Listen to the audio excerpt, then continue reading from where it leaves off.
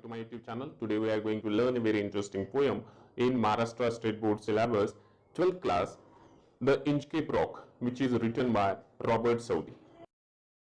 Friends, चलिए शुरू करते हैं पहला stanza. No stir in the air, no stir in the sea, the ship was as still as she could be. यानी यहाँ पर ये जो कवि है रॉबर्ट सऊदी, वो एक समुंदर का वर्णन यहाँ पर कर रहा है, समंदर का वर्णन कर रहा है और कह रहा है कि समुंदर में कोई भी हलचल नहीं है, समुंदर में किसी भी तरीके की हलचल नहीं है, हवा में भी हलचल नहीं है. The ship was as still as she could be, और जो एक जहाज है वो इतना शांत है, वो जितना शांत रह सकता है उतना शांत है, यानी समुंदर के अंदर किसी भी तरीके की हलचल नहीं है. Her sail from heaven received no motion. Her keel was steady in the ocean. और her sail from heaven received no motion का मतलब ये है कि ऊपर से आसमान से भी किसी भी तरीके का कोई हलचल नहीं हो रही है, यानी बहुत ज्यादा जो हवा है वो चल नहीं रही और ऐसा लग रहा है कि मानो ये जो शिप है वो एक जगह स्टेडी है, रुकी पड़ी है, लेकिन एक्चुअल में ये जो शिप है वो चल रही है, लेकिन वहां पर हवा में कोई मोशन नहीं है, समुद्र में कोई मोशन नहीं है, इस वजह से वो इस तरीके से नजर आती है. लेकिन वो शिप दरअसल चल रही है, आगे बढ़ रही है. इसी शिप का पूरे कविता के अंदर डिस्क्रिप्शन किया गया है. अगले 4 लाइनों में कहता है विदाउट आइदर साई और साउंड ऑफ देयर शॉक, यानी ये जो जहाज है उसके ऊपर किसी भी तरीके का कोई भी आवाज नहीं है, आवाज ही नहीं है. और the waves float over the Inchcape rock, और जो समुंदर की जो लहरें हैं वो लहरें इंचकेप रॉक के ऊपर से जा रही है. अब यहाँ पर ये जो है इंचकेप रॉक का आपको मतलब बताता हूँ. इंचकेप रॉक एक ऐसी जगह है जो स्कॉटलैंड जो देश है, जो मुल्क है, उसके समंदर किनारे से 18 किलोमीटर समुद्र के अंदर एक छोटा सा पहाड़ है जो कि ज्यादातर वक्त जो है पानी के अंदर डूबा हुआ रहता है, और इस वजह से बहुत सारे जहाज वहां से आते जाते उससे टकराने की संभावना बढ़ जाती है. तो वो वाला इंचकेप रॉक है, उसके ऊपर भी बहुत सारा पानी बह रहा है. आगे so little they rose, so little they fell, they did not move the Inchcape Bell. और इसी तरीके से वहां से वो धीमी धीमी गति से आगे बढ़ रहा है, लेकिन इंचकेप बेल का जो है वो बहुत कम आवाज आ रहा है. वहां पे अब जो है इंचकेप रॉक और आप जो नया एक शब्द यहाँ पे इस्तेमाल किया गया है इंचकेप बेल, वो है. इंचकेप बेल क्या है? तो इंचकेप बेल एक ऐसी बेल है जो कि उस इंचकेप रॉक के ऊपर रखी गई है, जिसको नीचे के स्टैंजा के अंदर मेंशन किया हुआ है. वो क्या है देखिए. The abbot of Aberbrothok had placed that bell on the Inchcape rock. On a boy in the storm, it floated and swung, and over the waves it warning rang. एक एबॉट नाम का एक प्रिस्ट है जो कि एबरब्रोथोक नाम की एक चर्च है वहां का था. उसने क्या किया? had placed the bell on the Inchcape rock. उसने इंचकेप रॉक के ऊपर एक ऐसी बेल रखी हुई है, एक ऐसी घंटी रखी हुई है. वो कैसी है? On a boy in the storm it floated and swung. कि जब भी कभी यहां से तूफान आएगा या बारिश या फिर किसी भी मौसम में ये जो चीज है, ये जो इंचकेप बेल है, ये वहीं पर रहेगी. बॉय की तरीके की, बॉय यानी यहाँ पे जिस तरीके से वो जो खड़क है, वो जो रॉक है, उसके ऊपर एक छोटी सी लकड़ी है और वो लकड़ी के ऊपर ऐसा वी के आकार की एक लकड़ी और उसमें एक घंटी बांधी हुई है जो कि पानी के ऊपर हमेशा तैरती रहती है, इस तरीके से. And over the waves it's warning रंग. और वो क्या होती है, जब उसके ऊपर पानी नहीं रहता है तब वो हवा के जरिए हिलती रहती है और हिलने के बाद वो आवाज करती रहती है, और अगर से पानी उसके ऊपर चला जाता है तब भी वो पानी के ऊपर तैर कर आवाज करती रहती है. और इस वजह से होता यह है कि आने जाने वालों को उससे पता लग जाता है कि यहाँ पर जो है वो इंचकेप रॉक मौजूद है. When the rock was hid by the surge swell, the mariners heard the warning bell. और जब भी कभी वो जो रॉक है वो हाइड हो जाता है, छुप जाता है. सर्च स्वेल यानी sudden and great rise in the level of the sea, यानी पानी में जब बहुत ज्यादा समुद्र का पानी हो जाता है उस वक्त क्या होता है कि वो जो रॉक है वो पूरी तरह से डूब जाता है. और ऐसे टाइम में जो मरीनर्स है, जो भी समुद्र के प्रवासी है, उसको ये जो वार्निंग बेल है वो सुनाई देती है. और and then they knew the perilous rock, और उन्हें जब ये जो पता चल जाता है कि जो पेरिलियस पेरिलियस यानी बहुत खतरनाक, ये जो खतरनाक रॉक है वो यहाँ मौजूद है, एंड वो लोग क्या करते हैं उससे दूर से होते हुए अपना जो शिप है, अपनी जो जहाज है वो लेकर चले जाते हैं, and place the abbot of Aberbrothok, और वहां पे क्या करते हैं ब्लेस्ड यानी आशीर्वाद देते हैं, दुआ देते हैं कि हमारी जो जान है, हमारा जो एक्सीडेंट है वो एबॉट जो है प्रिस्ट है, एबरब्रोथोक नाम की जो चर्च है उसकी वजह से बचा है, इसलिए वो क्या करते हैं एबॉट को वहां पर आशीर्वाद देकर निकल जाते हैं। The sun in heaven was shining gay, all things were joyful on that day। और उस दिन का वर्णन किया गया है कि उस दिन जो सन है, जो सूरज है, आसमान में बहुत ही चमक रहा था। All things were joyful on that day, और उस दिन सारी चीजें बहुत ही सुहावनी ऐसी नजर आ रही थी। The sea bird screamed at the field around and there was joyance in their sound. और जो सी बर्ड है, जो समुद्र पक्षी है, वो भी बहुत जोर जोर से चिल्ला रहे थे। फील्ड अराउंड ऐसा यहाँ पर शब्द दिया गया है, इसका मतलब है कि वो बहुत जोर जोर से चिल्ला रहे थे, आनंदित हो रहे थे, अपनी खुशी का इजहार कह रहे थे। And there was joyance in their sound, और उनकी जो आवाज है, उनका जो साउंड है, उसमें भी बहुत खुशी नजर आ रही थी। समुद्र पक्षी के बारे में यहाँ पर बात की गई है। अगली लाइन में बोल रहा है the buoy of the Inchcape bell was seen a darker speck on the ocean green. और अभी जो ये जहाज है जो जा रहा है, वहां से जो इंचकेप बेल है वो नजर आ रही है, लेकिन बहुत ही छोटी सी, और darker speck on the ocean green. ये जो हरे रंग का समुंदर नजर आ रहा है, इस हरे रंग के समंदर के अंदर ये जो इंचकेप बेल है वो मानो एक काले डॉट की तरह, काले ठिपके की तरह यहाँ पर नजर आ रही है, काले बिंदु की तरह यहाँ पर नजर आ रही है। Sir Ralph the rover walk his deck and he fix his eyes on the darker speck. और यहाँ पर एक समंदर का पायरेट्स, समुद्री लुटेरा जिसका जिक्र किया गया है, कहा गया है, जिसका नाम है sir Ralph the rover. Ralph the rover है वॉक हिज डेक, अपने जहाज के ऊपर चल रहा था, फिर रहा था इधर उधर, और उसकी जो नजर है वो इंचकेप बेल के ऊपर टिकी हुई थी। He felt the cheering power of spring. It made him whistle, it made him sound. और उसे जो चीयरिंग पावर ऑफ स्प्रिंग है, स्प्रिंग का मौसम है, यानी वसंत का यहाँ पे ऋतु है, बहुत अच्छा मौसम है, तो उसे उसमें खुशी हो रही थी, और वो खुशी उसे बहुत सारी बार विसल विसल यानी वो सिट्टियां बजा रहा था, इसी की तरह वो क्या कर रहा था, गीत भी गा रहा था। His heart was mirthful to excess, but the rover's mirth was wickedness।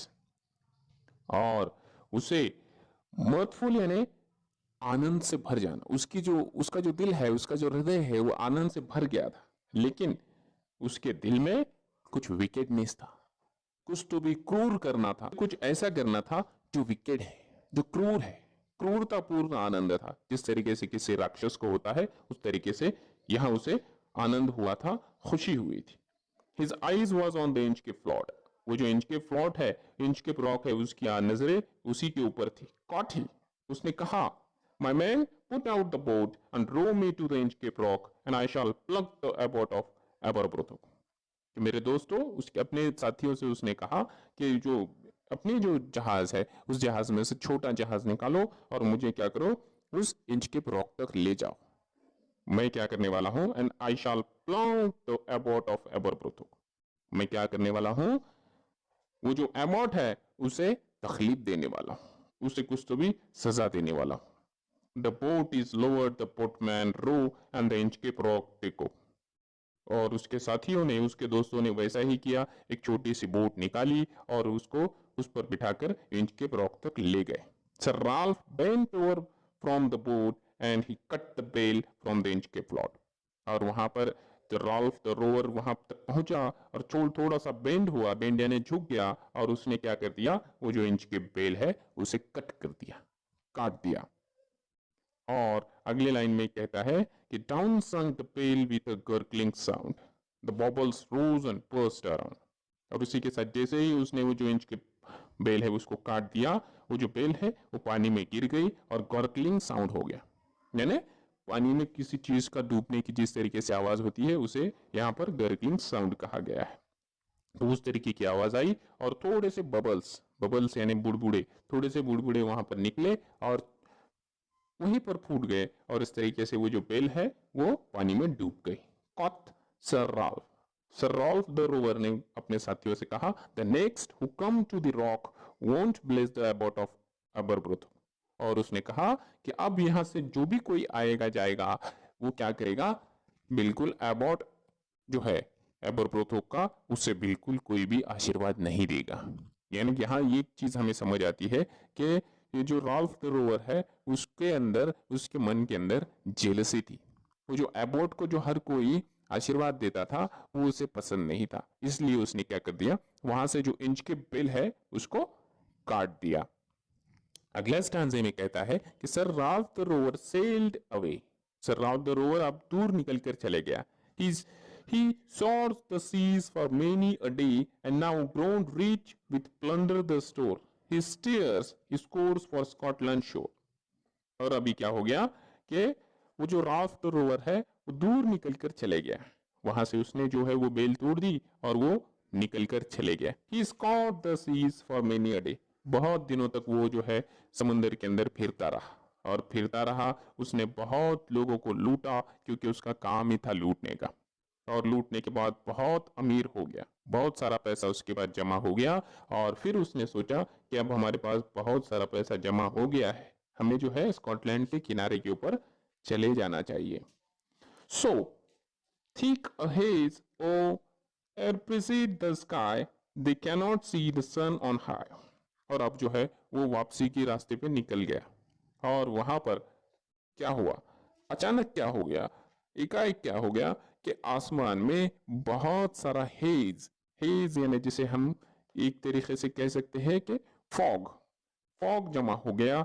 They cannot see the sun on high, कि इतना ज्यादा कि उन्हें जो आसमान में कुछ भी नजर नहीं आ रहा था, ना सूरज भी नजर नहीं आ रहा था। यानी मौसम अचानक बदल गया, एकाएक बदल गया। The wind had blown a gale all day, और दिन भर सारा दिन जो है बहुत सारा गेल, गेल यानी बहुत ज्यादा जिसको हम कहेंगे कि तूफान, तूफान चलता रहा। At evening it had died away, और जैसे जैसे शाम हो गई वो जो तूफान है वो थमता चला गया, तूफान थम गया। दिन भर उन्हें कुछ भी सूझा नहीं, कुछ भी दिखा नहीं, आसमान में भी कुछ दिखा नहीं, लेकिन उनकी जो जहाज है, शिप है, वो चलती रही। On the deck the rover take his stand so dark it is the sea no land.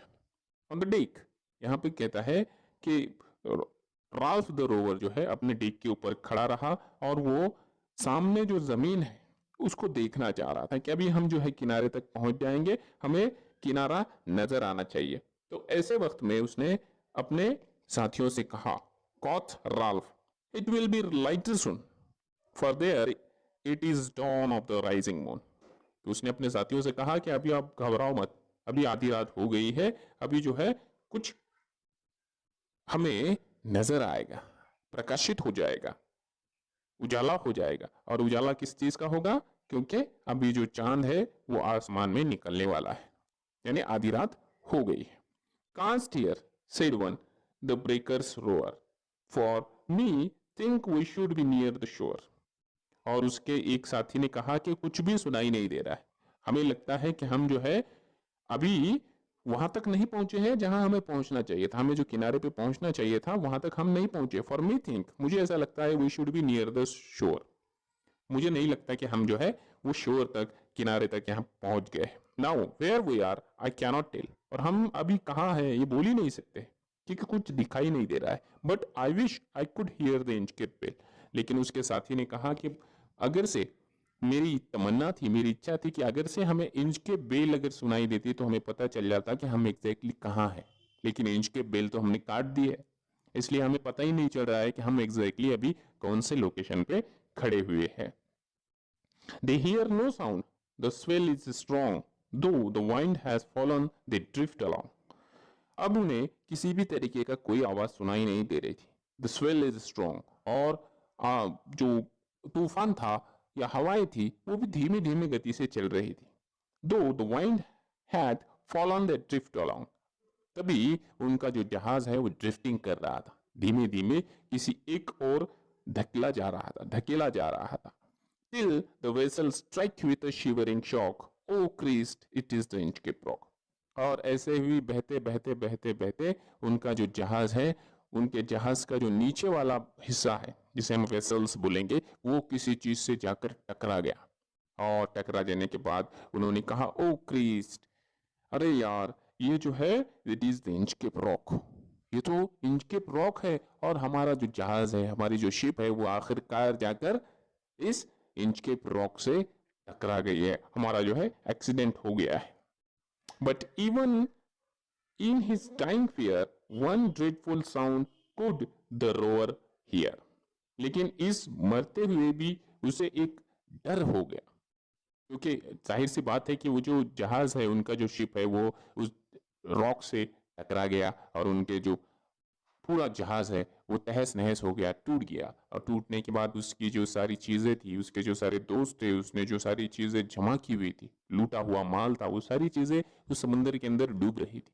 और डूबते हुए भी उसे एक अजीब सा डर महसूस हुआ। और वो क्या था? One dreadful sound could row or here. और इस वक्त उसे एक अजीब सा डरावना आवाज उसे सुनाई दिया। और वो आवाज क्या था? A sound as if with the Inchcape bell the devil blow was ringing his knell. कि उसे उसी इंच के बेल की आवाज सुनाई दे रही थी, और वो जो इंच के बेल है वो एक डेविल बजा रहा था। यानी यहाँ एक चीज और बताई गई है कि जिस तरीके से क्रिश्चियन लोग होते हैं, उन्हें मरने की खबर इसी तरीके से बेल से दी जाती है, या फिर अंतिम संस्कार के वक्त भी वो बेल रिंग करते हैं। तो इसी तरीके से वो जो चीज है उसे फिर से एक बार याद दिलाई गई है, और वो जो डेविल है उसने आकर उसका बदला लिया है। यानी इस पोयम से रॉबर्ट साउथी क्या कह रहा है कि जैसी करनी वैसी बनी। अगर से ये राल्फ द रोवर ने वो इंच के बेल नहीं काटी होती तो शायद आज उसका एक्सीडेंट नहीं होता। उसी ने जो गड्ढा खोदा उसी में वो जाकर गिर गया। आई होप आपको जो ये कविता है पूरी तरह से समझ आई होगी।